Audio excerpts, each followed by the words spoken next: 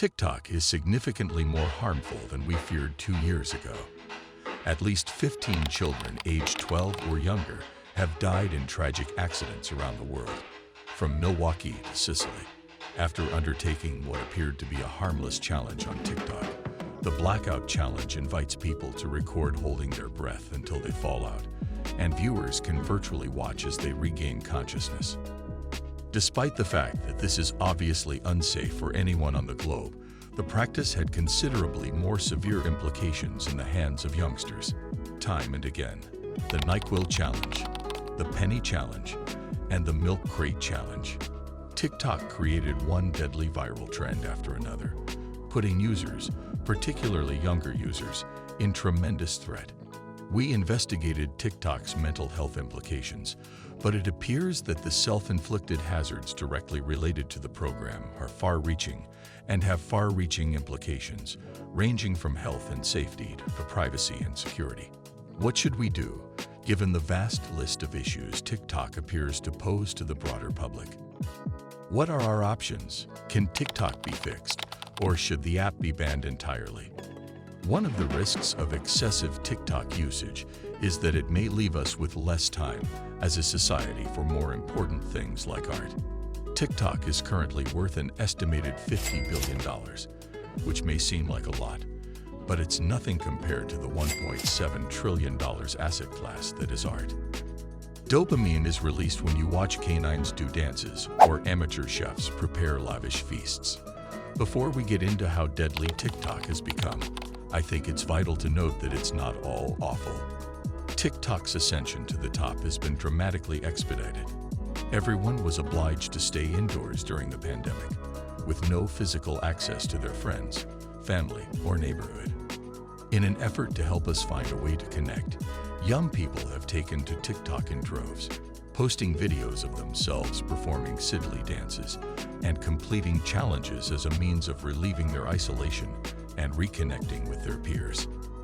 Whether you were tormented at school or lived in a miserable household, you could click into the app and see other people in your circumstances offering help, support, and a sense of belonging.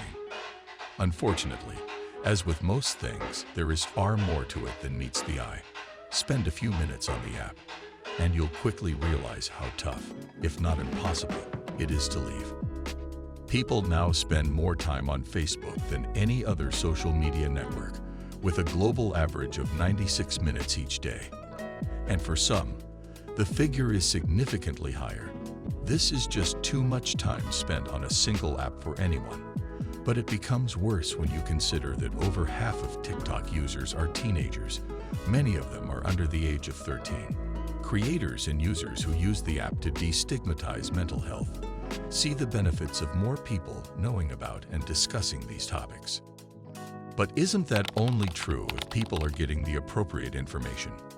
One of the most serious issues with TikTok is that anyone can buy a scrub on Amazon and claim to be a doctor, easily spreading disinformation.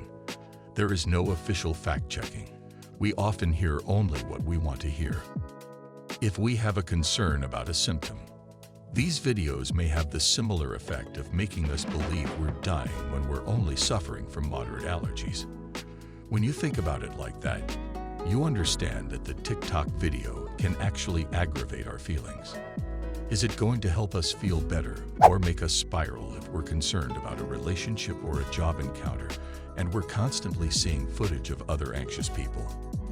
All of this is without addressing the concerns that afflict any social networking platform, such as cyberbullying, social exclusion, and the urge to compare oneself to others. We become glued to scrolling and posting and scrolling and posting and scrolling until we believe we are inferior to everyone else. The most terrifying aspect is that no one is immune to the algorithm's grasp, not even those who should be more informed. 1. Dr. Brian Boxer Wackler amassed a sizable TikTok following by providing medical advice and linking to other health-related videos. Knowing his target, he learned Gen Z terminology to be more relatable despite his age. He grew obsessed with increasing his following to the point where his family had to conduct an intervention to help him overcome his addiction and approach his channel as a healthy distraction. It was unbelievable rather than an obsession. It's just this buzz when you wake up and realize your video has hundreds of thousands or millions of views.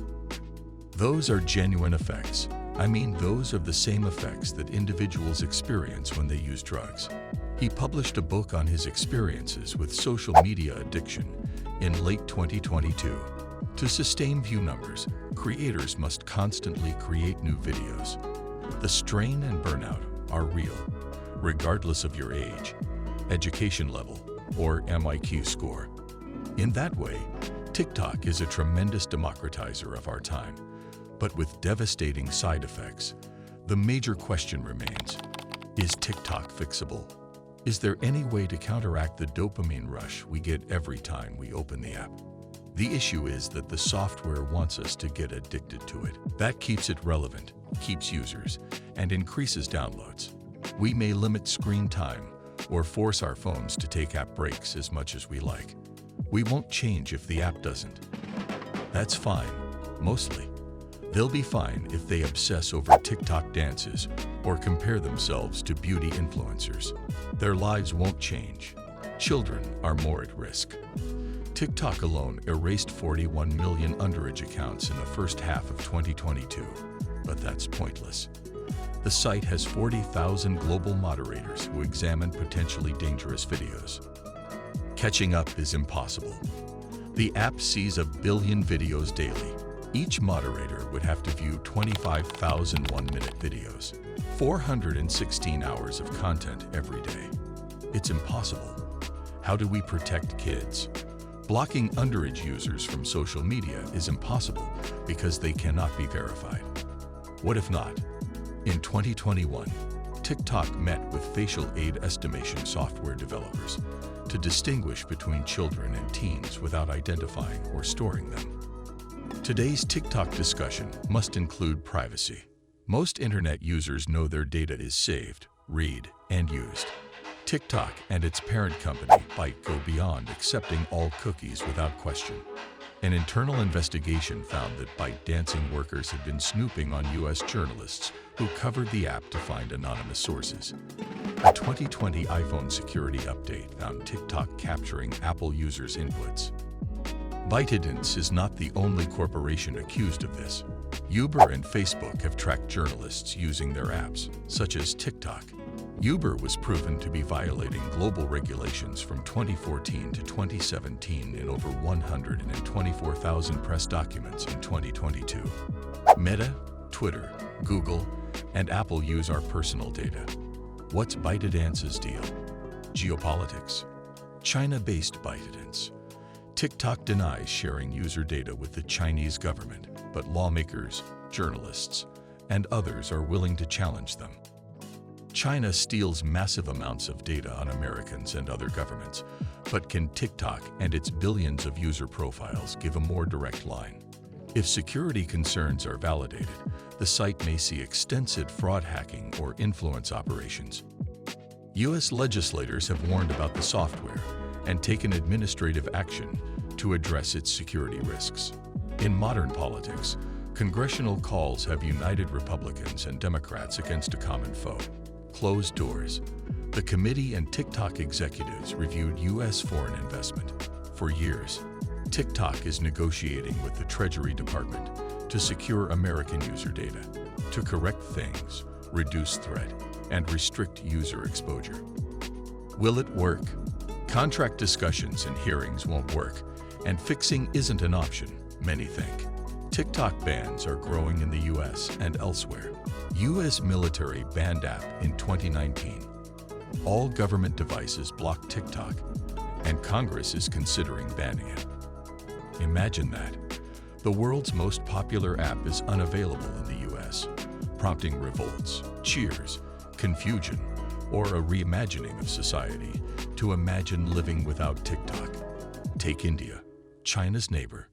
In 2020, China banned TikTok over geopolitical differences. There are consequences. TikTok fired Indian workers. The app's biggest influencers lost money, but India wasn't all bad. It actually helped many of its residents. Indian apps are trying to fill the gap left by the exodus by prioritizing user needs over business goals. The app's potential for harm is enough to keep arguments about partial or full bans continuing. TikTok is bad even without a global viewpoint. Remember the blackout challenge youngsters who died. Technology outpaces us, our governments, and our mental health. Users aren't customers, therefore it won't slow down as long as there's money to be made. Why would a corporation enforce age restrictions to make an app safer if it doesn't benefit? Will knowing why you're watching a film affect how you feel or act? TikTok might emulate YouTube Kids to protect its youngest users. It's a site for 12-year-olds with age-appropriate videos and screen usage limits. Perhaps the world's governments should limit the foreign entities' access to their citizens' data or ban the most popular app to protect our privacy and security. Our mental health, houses, and TikTok time would be protected. YouTube, Instagram, and Facebook Reels exist, so be careful. That's all for today. If you liked the video, make sure to subscribe to our channel Hustle Originals, and don't forget to hit the bell icon.